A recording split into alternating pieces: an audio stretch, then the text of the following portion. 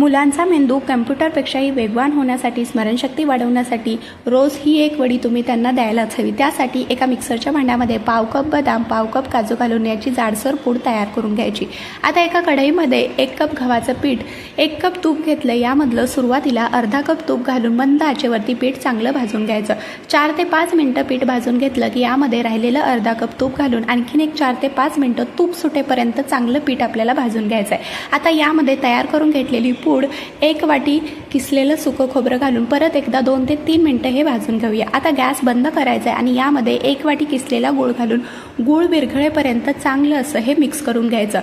पूर्णपणे गूळ विरघळला की यामध्ये थोडीशी वेलची पूड घालून पुन्हा एकदा मिक्स करून हे एका ताटामध्ये सेट होण्यासाठी ठेवून द्यायचं। आता हे छान असं पसरवून घ्यायचं आणि पूर्णपणे गार होण्यासाठी ठेवून द्यायचं। मिश्रण पूर्णपणे गार झालं की याच्या आपल्याला अशा पद्धतीने वड्या तयार करून घ्यायच्या। तर इथे आपली पौष्टिक वडी तयार झालेली आहे।